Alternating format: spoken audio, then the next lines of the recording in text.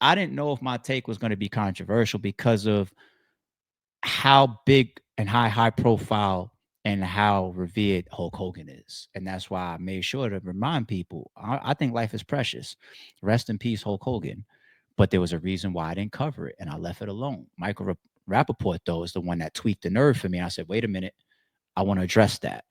Um, I didn't know if some people would miss my point, right? But it looks like Michael Rapaport is actually under fire on social media. So I think we was early, people. We was early on that. Let's listen to a man that I do respect, my son. Let's see what he had to say in Michael Rapaport's direction. And then we're even going to watch Michael Rapaport addressing the backlash that he got. So first off, out of respect for the family, I seen they had put up a post, when he first passed away, when Hulk Hogan first passed away, saying, this is not the time to speak about what's going on, speak about the negative, give us a chance to mourn. So out of respect, respectfully, I didn't say anything. But I think it should be the time now. We gave y'all some time to mourn. We respectfully allow people to mourn and bury the dead and do the things that's necessary. Hulk Hogan was a racist. He was a devout racist. We knew he was a racist while he was alive. We didn't fuck with him when he was alive because he was racist. So now that you want to plaster him all over the TV and everywhere like we supposed to care now, Hulk Hogan was a racist. Michael Rapaport, nobody gives a fuck about what you think about slander. No, he slandered black people, right? So don't tell us how to deal with disrespect. Don't tell us how to deal with racism. Don't tell us how to deal with white supremacy because you're on the same path. The same way we don't give a fuck about you now. When you pass away, God forbid, no wishing death on anybody. But when you pass away, we're not going to give a fuck about you then either. We're not going to care about the movies that we liked you was in. We're not going to care about none of that shit. We're going to remember that you was a racist. We're going to remember that you said racist shit. We're going to remember that you uplifted whites. We're going to remember these things. So when you die, we're not going to give a fuck still. So respectfully, Hulk Hogan is dead. The racist man who was racist while he was alive, that we didn't fuck with while he was alive, is gone. So if you call that slander, I don't know what to tell you. We don't fuck with him. We didn't fuck with him. We're not going to change fuck with him because he's not there. So hopefully you understand how we feel. Stop telling black people how to feel about people that done bad shit to us. We don't have to embrace. We don't have to go high. That's exactly what I said. When they go low, we go high. We don't have to go high. If we decide to go low or don't give a fuck about you at all, it is our prerogative to feel that way. More videos. All right, let's get to the Michael Rapaport reply or response to all the backlash he's getting. It's now my third video about Hulk Hogan, which is more videos that I did about Hulk Hogan when he was alive. When I did my now controversial Hulk. Why then? You said you did 3 videos and you did more when he was alive. So then why did you want to put that heavy of a cape on then? If this is only your third video and it's more than you ever spoke about him while he was alive, why were you that passionate towards protecting his legacy then? You just fucked up in the first sentence of your response. Mike, what are you doing? Hogan video 2 hours after he passed, right after he passed, I saw all this derogatory stuff about his association with Trump. And I said in the video, what we're not going to do is disrespect somebody who brought so much joy to the world. In the video, I also said, I know he was involved. And that's where you get in people. It's like when you say what we, now who is we, motherfucker? Because there's only 3 we's. It's we one, which is saying like you or white people. You're saying we as in 2 could be like black people, or 3, everybody. Which one are you representing when you say we, what we are not going to do? Who are you representing? With some controversy, and I wasn't aware of it. I'm not a Hulk Hogan super fan. I'm not a wrestling. You a passionate. How would you now? How do you backtrack now and say I'm not aware of his controversy? I never knew about it. I'm not a Hulk Hogan super fan. But then you say adamantly 2 hours after he passed, you saw the backlash, and then you cut on a camera to defend him by saying we not going to do that. But you didn't know about it. So, well, if you didn't know about it after you cut on your camera 2 hours after he passed, and what you're now trying to use as a passionate spur of the moment thing, then you would have said that. Let me use the word enlightened for the people that were here 30 minutes ago. Then you were definitely enlightened when you saw the backlash that made you respond. So why you as a celebrity then cut on a camera and take that passionate position for somebody that you say yourself you never spoken about like this before on camera, right? And you were just enlightened that he got some controversy around this. So why didn't you look at that then? Well, you obviously did, but you still chose to defend him. So this is strike two in this in 15 seconds of you talking. That's how I give it up. I can listen to somebody speak and watch you strike yourself out at bat in 2 fucking sentences.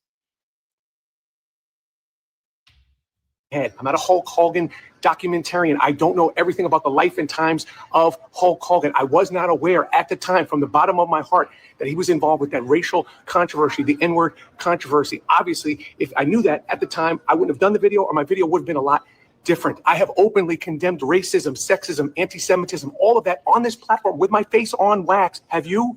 Have you? I have spoken out loud and proud since this platform came into existence about George Floyd, I Can't Breathe, Charlottesville, LGBTQ, women's rights, every single person's rights, with my face on wax over and over again. Again, I did not know about the remarks Hulk Hogan made. I don't fact check these videos that a lot of times people love and repost. I do not fact check my videos. I mean, I even called this 24-inch pythons, 18-inch pythons. I clearly didn't do any research. Bottom line, I never want to offend anybody. I want to tell people what they should or shouldn't be upset about. That's my truth, my whole truth, and nothing but the truth. Michael, brother, we don't buy it. Mike, if that's your form of an apology, how about this? Me personally, I'm going to accept it. You gave more of an excuse than an apology right there. I don't know if there was more of the video ended like that. That's an excuse. And I accept your excuse as an apology. It doesn't make 100% sense based on what we already called out.